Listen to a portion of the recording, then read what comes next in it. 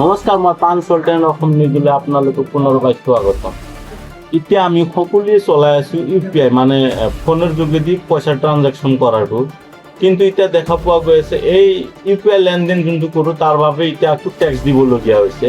সংসদত 6 তাৰিখে এইটো বিল এটা পাছ কৰিলে। এইটো কিহৰ কাৰণে পাছ কৰিছে আমি সঠিকভাৱে ক'ব নোৱাৰোঁ, কাৰণ মানুহৰ চাওক এটা বিজনেছত যায় যদি আপুনি যদি যেনে ধৰক এটা সৰু সুৰা যদি আপুনি বিজনেছ কৰে বা দোকান যদি থাকে, সেই দোকানতে আপুনি যদি কিবা এটা বস্তু পাতি চেল আউট কৰে, তাৰপৰা যদি আপুনি কাষ্টমাৰৰ পৰা কেছ আনা নাই, একাউণ্টত আছে, একাউণ্টৰ পৰা আপুনি ইউপিআই যদি 2000 টকা দিয়ে, তাৰপৰা যদি গভৰ্ণমেণ্টে টেক্স দিবলগীয়া হয়, যেনে ধৰক অট'মেটিকলি চাব আপোনাৰ দোকানৰ বস্তুটোৰ দাম কিন্তু বাঢ়ি যাব।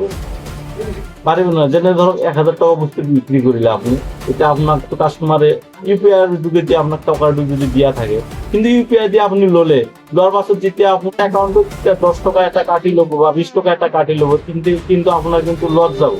এইভাবে কিন্তু পৰৱৰ্তী যায় আপুনি কি ক'ব যে আপুনি যদি ইউপিআই দিয়ে কাষ্টমাৰক কিন্তু আপুনি খুদিয়ে ল'ব, যে আপুনি যদি ইউপিআইৰ যদি পইচা দিয়ে তেনেহ'লে আপুনি 20 টকা এটা বেছি দিব লাগিব।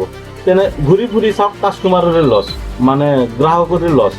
সেইকাৰণে আমি মোৰ তৰফৰ পৰা কাষ্টমাৰ হৈ যদি এতিয়া গভৰ্ণমেণ্টৰ ওপৰত এটা প্ৰশ্ন জাগে যে ইউপিআইৰ জৰিয়তে লেনদেন কৰা সকলোৰ পৰা নতুনকৈ টেক্স সংগ্ৰহ কৰা তথ্য চৰ্চা আহাত সাধাৰণ গ্ৰাহকৰ সৃষ্টি হৈছে ভয়ংকৰ আতংক আৰু বিভিন্ন প্ৰশ্ন হৈছে। আগতে যিটো ব্যৱস্থা আছিল, এতিয়া হঠাৎ এনে ব্যৱস্থা কিয় প্ৰয়োজন হ'ল? যি সময়ত চৰকাৰে দেশৰ নাগৰিকৰ নগদ ধনৰ সলনি ডিজিটেল পেমেণ্ট দেশৰ আগবঢ়োৱা উৎসাহ কৰি আহিছে, সেই সময়তে ইউপিআইৰ সৈতে জড়িত টেক্স বা মাচুল বোজা জপিয়াই দিয়াৰ সিদ্ধান্ত কিমান যুক্তিসংগত? ফলত সৰু ব্যৱসায়ী, দোকানী আৰু সাধাৰণ গ্ৰাহকৰ ব্যক্তিগত আৰ্থিক চাপৰ পৰিব নেকি? সেই প্ৰশ্নটো এতিয়া গুৰুত্বপূৰ্ণ হৈ পৰিছে। চৰকাৰে যদি উদ্দেশ্য ডিজিটেল ইণ্ডিয়া আৰু কেছলেছ লেনদেনৰ বৃদ্ধি কৰা, তেন্তে ইউপিআই ব্যৱহাৰৰ ওপৰত নতুন আৰ্থিক বোজা কিয়?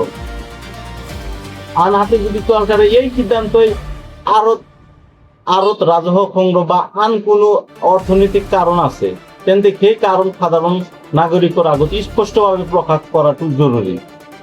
এতিয়া মূল প্ৰশ্নটো এটাই, ডিজিটেল পেমেণ্ট উৎসাহিত কৰাৰ পিছত ইউপিআই ব্যৱহাৰৰ ওপৰত টেক্স বোজা কিয়? এই সিদ্ধান্ত সম্পূৰ্ণ তথ্য, নিয়ম আৰু চৰকাৰী ব্যাখ্যা প্ৰকাশ পোৱাৰ পিছতে সেই বিষয়টো স্পষ্ট হ'ব। কিন্তু সাধাৰণ নাগৰিকৰ প্ৰশ্ন, আমি ডিজিটেল পেমেণ্ট কৰিছোঁ, তাৰ বাবে এতিয়া টেক্স দিব লাগিব নেকি? টেক্স দিয়া নহ'ব। আপুনি যোনটো আইন পাছ কৰিছে আৰু ইমান ফটাফট আইন পাছ কৰিছে, যোনটো স্পীকাৰ মেম আছিল, মেমে কৈছে কোনে কোনে এইটো প্ৰক্ৰিয়াটো কৰিব বিচাৰে হাত দাঙি দিয়ক। যিকেইজন বিজেপিৰ লিডাৰ আছিল ফটাফট হাত দাঙি দিছে আৰু তাৰ 1-2 মিনিটতে কামটো খতম, যে হৈ গ'ল, পাছ হৈ গ'ল, এতিয়া লাগু কৰি দিয়া হ'ব। আৰে ভাই, এনেকুৱা হ'লেতো দেশটো নচলে। কি হ'ব? আপোনালোকে প্ৰশ্ন কৰক, আমাৰ গভৰ্ণমেণ্টক টেক্স কৰি দিয়ক কিহৰ কাৰণে এনেকুৱা লেনদেনৰ বাবে আৰম্ভ কৰা হ'ল। জয় অসম, বাই বাই।